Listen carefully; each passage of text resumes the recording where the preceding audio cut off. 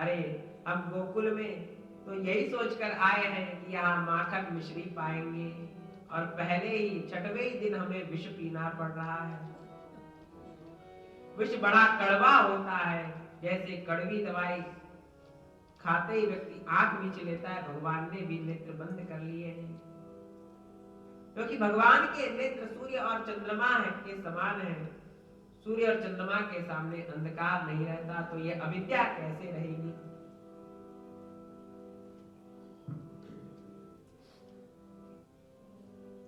तो भगवान ने नेत्र बंद किए। आज भगवान ने पूतना पर कृपा ही की है नेत्र बंद करके। बोले यह पूतना अपना सही स्वरूप लेकर नहीं आई है, छल से आई है। यह बकासुर की बहन है, बकी पूतना। भगवान को जो भी वस्तु हम अर्पित करते हैं, भगवान उसे स्वीकार करते हैं। यह पूतना आज विष पिलाने आई है, तो भगवान भी विष पिएंगे। भगवान लेटे हुए हैं। पूतना ने विचार किया, इसे मैं शीघ्र ही दूध पिला दूं और यहां से चली जाऊं। भगवान ने नेत्र नहीं खोले, क्योंकि जहां नेत्र खोलूंगा यह राक्षसी रूप में प्रकट हो जाएगी, और तब मैया बाबा गोकुलवासी सभी बड़े भयभीत हो जाएंगे। जैसे कोई अज्ञानी सर्प को रस्सी समझकर डर जाता है, वैसे ये पूतना ने क्या किया, नंदलाल को भगवान को अपने हाथ में उठा लिया और अपने स्तनों से लगा लिया।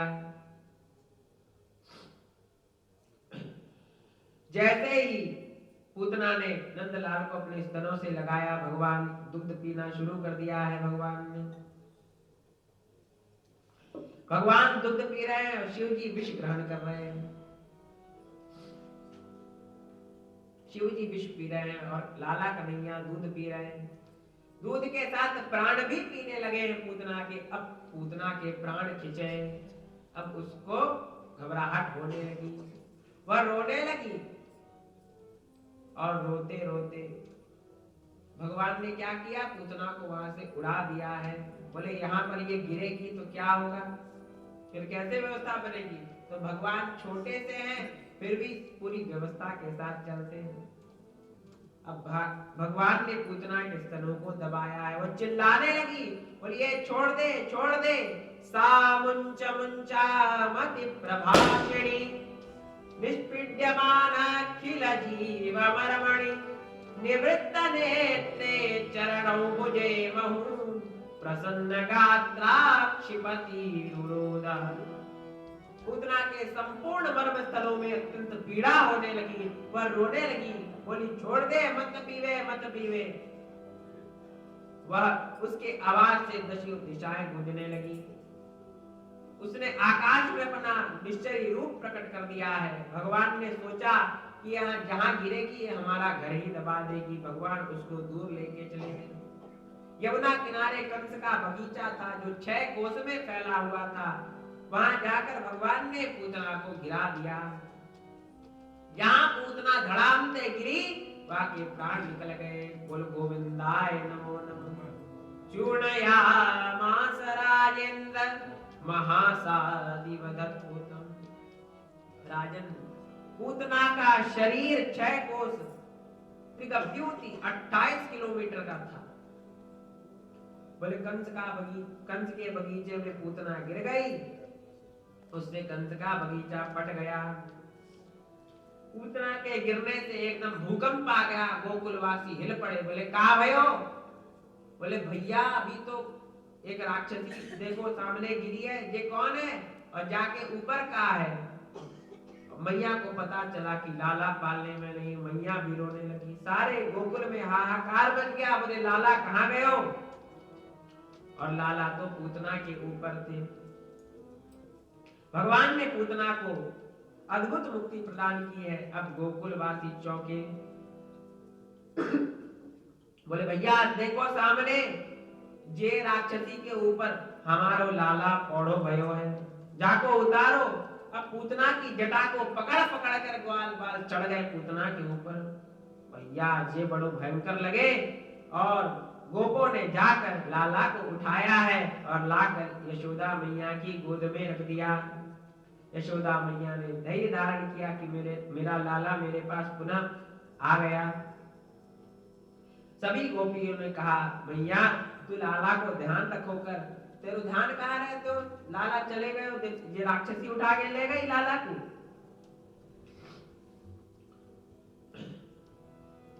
गोपियां लेकर आई हैं लाला को और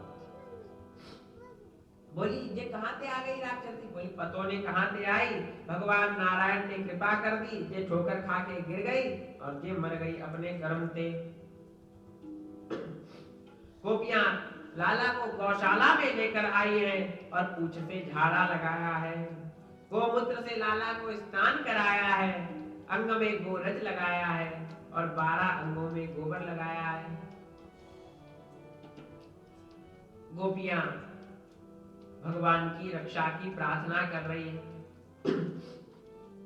अंगन्यास कर रही है, करन्यास कर रही है, बाल रक्षा कवच को पढ़ रही है। वैसे इस बाल रक्षा कवच को अगर भोजपत्र में लिखकर, अष्टगंध से लिखकर, अनार की कलम से लिखा जाए और ताबीज बनाकर बालक को पहनाया जाए तो बालक की रक्षा होती है। बालक ही क्या, बच्चा, बूढ़ा और जवान सभी के लिए यह कल्याणकारी है। यह 9 श्लोकों में दशम स्कंद के 6वें अध्याय में 22 से लेकर 30 श्लोक तक है। गोपियों ने आचमन आदि करके और बीज मंत्रों से भगवान को झाड़ा लगाया है। अव्यादयोंग्रि मणिमानस्तव जतावतोन्नो यज्ञेच्युतः कटितटज्जठरं हयास्य हत केशवस्य दुरईश इनस्तु कंठं विष्णुर्भुजं मुख मुरक्रम ईश्वरकम्। गोपियों ने भगवान को गोद में रखा है, झाड़ा लगाया, सभी ने प्रार्थना किया कि अजन्मा भगवान तुम्हारे चरण की रक्षा करें। गोबर चरणों में लगाया है, हे लाला भगवान मणिवान अतिशय सूक्ष्म, वो तुम्हारे घोटू घुटना की रक्षा करें। यज्ञ भगवान तुम्हारी जांघों की रक्षा करें। अच्युत भगवान तुम्हारे कमर की रक्षा करें। तुम्हारे पेट की रक्षा हयग्रीव भगवान करें। हृदय की रक्षा केशव भगवान करें। तुम्हारे वक्षस्थल की रक्षा ईश जो सबके शासक हैं वो करें। सूर्य भगवान तुम्हारे कंठ की रक्षा करें। भगवान विष्णु तुम्हारी भुजाओं की रक्षा करें। उरुक्रम वामन नारायण भगवान प्रबल पराक्रम संपन्न तुम्हारे मुख की रक्षा करें। ईश्वर भगवान तुम्हारे सिर की रक्षा करें। चक्रधारी भगवान आगे से रक्षा करें। गदाधारी भगवान पीछे से रक्षा करें। धनुधारी खड्गधारी मधुसूदन भगवान अगल बगल से रक्षा करें। अजन भगवान सब ओर से तुम्हारी रक्षा करें। चारों कोनों में शंखधारी उरुगाय भगवान तुम्हारी रक्षा करें। उपेंद्र भगवान ऊपर से तुम्हारी रक्षा करें। हलधर भगवान पृथ्वी पर तुम्हारी रक्षा करें और चारों ओर से परम पुरुष भगवान तुम्हारी रक्षा करें। इंद्रियाणि ऋषिकेश प्राणान् नारायणो वतु श्वेतद्वीपाब्धिश्चित्तं मनो योगेश्वरो वतु। इस प्रकार से ऋषिकेश भगवान तुम्हारी इंद्रियों की रक्षा करें। नारायण भगवान प्राणों की रक्षा करें। श्वेत द्वीपपति भगवान अनिरुद्ध जी तुम्हारे चित्त की रक्षा करें। योगेश्वर भगवान मन की रक्षा करें। कृष्णगर्भ भगवान तुम्हारे बुद्धि की रक्षा करें। परमात्मा भगवान तुम्हारे अहंकार की रक्षा करें। खेलते समय तुम्हारी गोविंद भगवान रक्षा करें। सोते हुए माधव रक्षा करें। चलते समय वैकुंठनाथ रक्षा करें। बैठते हुए श्रीपति भगवान रक्षा करें। भोजन करते समय सर्वग्रह भयंकर यज्ञ भोक्ता भगवान तुम्हारी रक्षा करें। डाकिनी यातुधान राक्षसी कुष्मांड आदि बालकों के ग्रह भूत प्रेत पिशाच यक्ष ग्रह राक्षस विनायक, कोटल, रेवती, ज्येष्ठा, पूतना, मातृका आदि शरीर प्राण इंद्रिय से द्रोह करने वाले उन्माद, अपसार, स्वप्न में दिखने वाले महान उत्पात, वृद्ध ग्रह, बाल ग्रह, ये सब अनिष्ट भगवान के नाम उच्चारण से समाप्त हो जाते हैं। इस प्रकार गोपियों ने भगवान के संपूर्ण और चारों ओर से सारी रक्षा की प्रार्थना कर दी। धन्य है गोपियां जो भगवान सबकी रक्षा करने वाले हैं। उन भगवान की रक्षा के लिए उन्हीं के नामों से गोपियां उनकी रक्षा की प्रार्थना कर रही हैं और गौ माता की पूंछ से झाड़ा लगा रही हैं। गोपियों ने लाला की रक्षा की प्रार्थना की। नीम की पत्ती से भी झाड़ा लगायो। गोपी बोली, मैया अब लाला स्वस्थ है, तू लाला को दूध पिलाए दे। मैया यशोदा ने दूध पिलाया है और पालने में सुला दिया। बालक यदि स्वस्थ होता है तो वह दूध पीकर पालने में सो जाता है, और स्वस्थ नहीं होता तो बिचकता है। भगवान मन ही मन हंस रहे हैं। बोले, इन ब्रज गोपियों को तो देखो, आज इन्होंने मेरे ही नाम से मेरी रक्षा की है। धन्य है ये ब्रज गोपियां। इसे भगवत प्रेम कहते हैं। गोप्या प्रेमणोध्वज, इसलिए गोपियों को प्रेम की ध्वजा कहा गया है। अब लाला सो गए। इतने में नंद बाबा गोकुल में पधारे हैं मथुरा से। गोपो ने कहा, बाबा तू कहा गयो? यहाँ तो उत्पात आरंभ है गयो। भैया जे सामने कहा जल रहे हो है? बोले, बाबा तू गयो तो एक पूतना नाम की राक्षसी आ गई। वो लाला को उठाकर भगी, पत्थर से ठोकर लगो, गिर पड़ी, मर गई। नारायण भगवान ने रक्षा करी। नंद बाबा ने कही, भैया वसुदेव जी ने सही कही थी। बाबा हमने जाके हाथ पामन को काट के जा में आग लगा दी। भगवान के स्पर्श से पूतना के शरीर से चंदन सी सुगंध आ रही थी। नंद बाबा की आज्ञा से पूतना का दाह संस्कार हो गया। सुखदेव स्वामी कह रहे हैं, परीक्षित जी, व्यक्ति को अपने नाम से अपना व्यवसाय या जाति से और भोजन से घृणा नहीं करनी चाहिए, क्योंकि व्यक्ति का जैसा नाम होता है उसके विपरीत ही उसका कर्म होता है। एक संत जी मार्ग में जा रहे थे, उन्हें प्यास लगी। घर के बाहर एक माता बैठी थी, बोली पानी पिला दो। बोले नहीं पिला सकती। बोले तुम्हारा नाम क्या है? बोली गंगा। अच्छा बेटी, तुम्हारे पिताश्री ने यही सोचकर तुम्हारा नाम रखा होगा कि तुम आए हुए अतिथि को जल पिलाओगे। तो इस प्रकार से भगवान ने पूतना का उद्धार कह दिया। परीक्षित जी, यहाँ पूतना से ज्यादा कोई गई गुजरी नहीं थी, लेकिन भगवान ने उसे भी माता सी गति दी। इसका नाम भी पूतना है और व्यवसाय संसार में बच्चों को मारना। पूतना लोक बालाग्नि राक्षसी रुधिरासन, यह बालकों को मारती है, सद्योजात शिशुओं की हत्यारिन है, राक्षसी है। इसका भोजन है रुधिर, रक्तपान करती है। ऐसी राक्षसी को भी भगवान ने सद्गति प्रदान कर दी। परीक्षित जी, जब ये पूतना भगवान को मारने की इच्छा से आई थी, भगवान ने उसे सद्गति दे दी। भगवान का तो स्वभाव ही यही है। अति कोमल रघुवीर स्वभाव,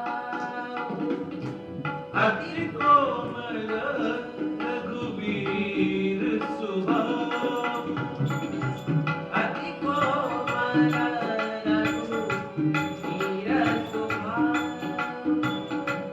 अति कोमल रघुवीर स्वभाव, गुण अवगुण प्रभु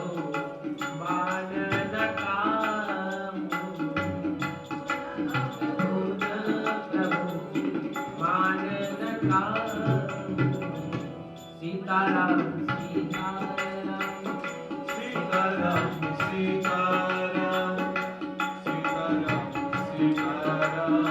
सीताराम सीताराम सीताराम सीताराम सीताराम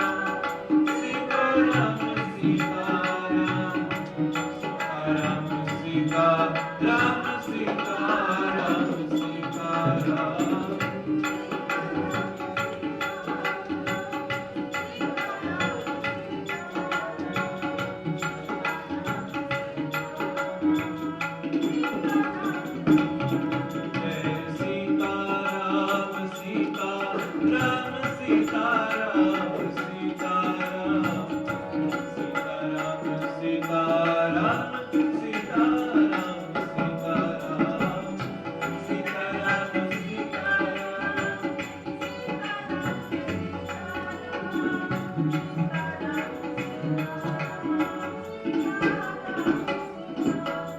श्री सीताराम जी महाराज की जय। माता की गति दई पूतना गई वैकुंठ विमान, ऐसे श्री कृष्ण भगवान। जिसके पास जो कुछ भी होता है वह भगवान को यदि सच्चे मन से समर्पित कर दे, भगवान उसे स्वीकार करते हैं। यह पूतना भले ही दुर्भावना की थी, इसने दुर्भावना से भगवान को अपना दुग्ध पिलाया, फिर भी भगवान इतने करुणावान है कि उसे मुक्ति प्रदान कर दी। धन्यो हि भगवान कृष्ण धन्योऽयं ब्रजभूधरा, धन्यं च सरिता यमुना, धन्यं वै ब्रजवासिनः। भगवान श्री कृष्ण धन्य है, यह ब्रजभूमि धन्य है, श्री यमुना जी धन्याति धन्य है, और ब्रजवासी भी धन्याति धन्य है। भगवान देवकी पुत्र कैवल्यादिखिल प्रद, मोक्ष आदि अखिल संपूर्ण वैभवों को प्रदान करने वाला यह कैवल्य सब प्रकार से दुर्लभ है, और इसे भी भगवान प्रदान कर देते हैं। भगवान को जो कुछ भी अर्पण किया जाए भगवान स्वीकार करते हैं। ऐसी ही एक मैया नित्य कथा सुनने जाया करती थी। पंडित जी ने कहा, भैया जो कुछ हो वह सब श्री कृष्णार्पण मस्तु कर दिया करो। मैया इतनी भोली भाली थी कि घर का चूल्हा करती और चूल्हे का जो राख होता उसे घूरे में फेंक कर कहती, श्री कृष्णार्पण मस्तु। कुछ दूर पर ही भगवान श्री कृष्ण का मंदिर था। भगवान कहते, मैया बड़ी भोली भाली है, इसे क्या पता भगवान को क्या देना चाहिए। जो कुछ काम का नहीं वो भगवान को अर्पण कर दिया। इसका प्रभाव क्या हुआ? उस मैया का जब समय आया है, भगवान ने उसके लिए विमान भेजा। मैया ने कहा, भैया ये कहा है? मैया चलो, भगवान ने विमान भेजा है। किसने? कृष्ण भगवान ने। मैया बोली, श्री कृष्णार्पण मस्तु। तब क्या हुआ? जो मंदिर में भगवान ठाकुर जी विराजित थे, वो ठाकुर जी विमान में बैठकर चल दिए। प्रातःकाल पुजारी जी ने पट खोले हैं, देखा तो ठाकुर जी ही नहीं। सर पकड़कर बैठ गए, ठाकुर जी मंदिर से कहां चले गए? यहाँ तो ताला लगा है, और इतने बड़े ठाकुर को कौन ले जा सकता है? बड़े चिंतित हो गए, रोने लगे। वो मैया आई, बोली, कहा भयो पंडित जी, आप क्यों रो रहे हो? मैया देखो, मंदिर में ठाकुर जी नहीं है। बोले, ठाकुर जी नहीं है? हमारे लिए तो इन्होंने विमान भेजा था। हमने कहा श्री कृष्णार्पण वस्तु, लगता है ठाकुर जी वायु विमान में चल दिए। भैया तू क्या कह रही है? ऐसे ठाकुर जी विमान भेजने लगे। अरे मैं सत्य कह रही हूँ। भैया तू तो बड़ी अस्वस्थ थी, अस्वस्थ कैसे हो गई? हो गई भैया, अब तू ही कृपा कर, तू ही मेरे ठाकुर को वापस ला सकेगी। बोले, मैं क्या करूं? बोले, तेरे कारण तो ठाकुर गए हैं। मैया ने प्रार्थना की है कि हे ठाकुर, मुझे नहीं पता था, मैंने तो आपके वचनों का पालन किया। जैसे श्री कृष्णार्पण वस्तु कर दिया ठाकुर, तो आप चले गए। हे ठाकुर, कृपा करके आप इस मंदिर में पधारिए। मैया की प्रार्थना से भगवान वहां पुनः विराजित हो गए। इस प्रकार भक्त जो निष्काम भक्त होते हैं, वो जो कर देते हैं ठाकुर उसे स्वीकार कर लेते हैं। इसलिए भक्त बड़े बिरले ही होते हैं, निराले होते हैं। आज पूतना को भी भगवान ने सदगति दे दी है।